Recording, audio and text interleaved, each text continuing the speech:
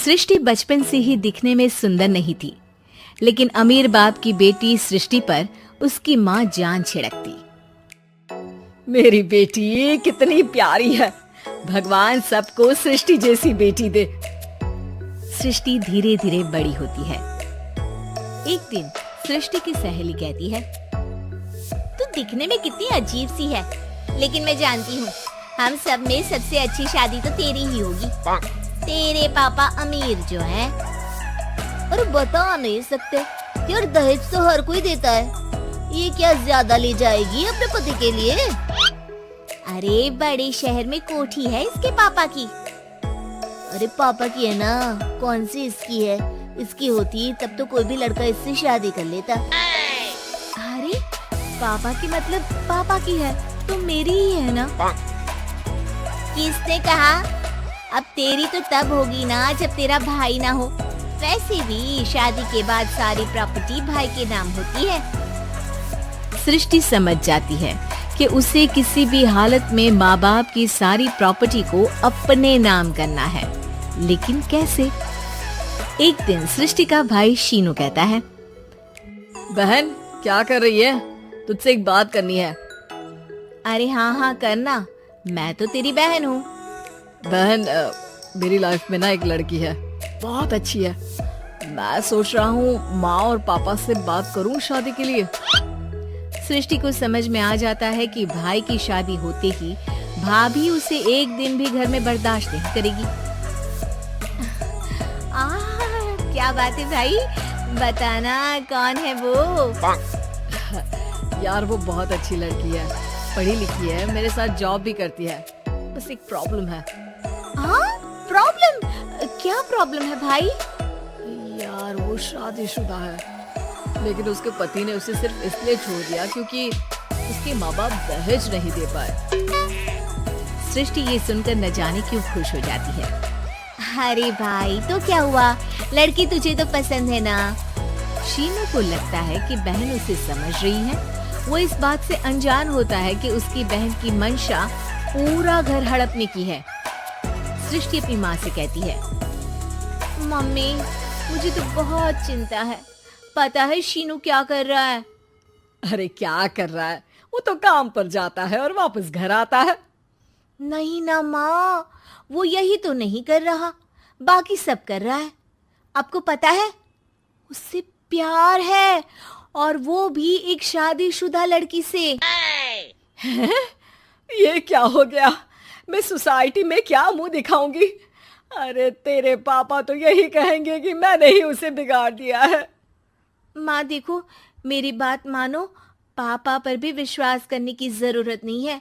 अब आप ही बताओ, पापा इतनी देर घर के बाहर रहते हैं क्यों? बोलो। अरे बेटा वो तो नौकरी करते हैं ना। तू बहुत भोली है माँ, पापा का ऑफिस तो 7 बजे खत्म हो जाता है, लेकिन देखो कितनी देर से आते हैं। अरे नहीं बेटा, ऐसी कोई बात नहीं है। सृष्टि माँ को एक औरत से बात करते पिता की फोटो दिखाती है। देखो माँ कैसे हैं पापा, मैं ना कहती थी कि पापा सही नहीं है। मैं तेरे पापा से बात करूंगी, दे फोटो मुझे। ओ माँ, वो तो डिलीट हो गई। लेकिन चल, तूने तो देख लिया ना, पापा से बाद में बात कर लेना, और हाँ मेरा नाम बिल्कुल मत लेना। हाँ माँ। अब क्या था, सृष्टि के माँ और पिता के बीच झगड़ा होना शुरू हो जाता है। सृष्टि के मन में क्या चल रहा था कोई नहीं जानता था। एक दिन, माँ सृष्टि के लिए एक लड़का देखा है, वो लोग शाम को उसे देखने आने वाले हैं।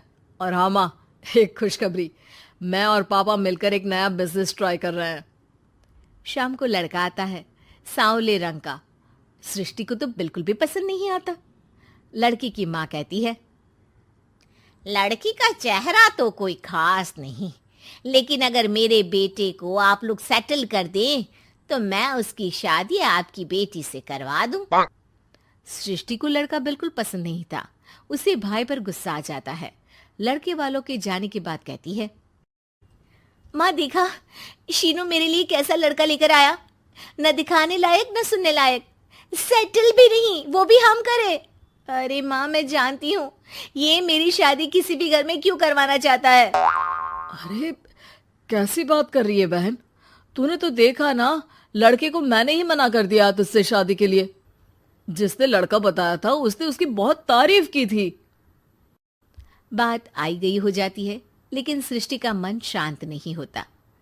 क्या करूं, कुछ समझ में नहीं आ रहा। मेरी शादी हो गई तो ये लोग पूरी प्रॉपर्टी शीनू के नाम कर देंगे, मेरे हाथ तो कुछ लगेगा ही नहीं। तभी सृष्टि को आइडिया आता है। वो किसी वकील को फोन करती है।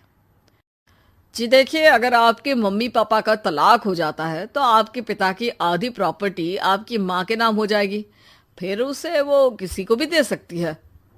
सृष्टि अब माँ को बेटे के खिलाफ भरती है।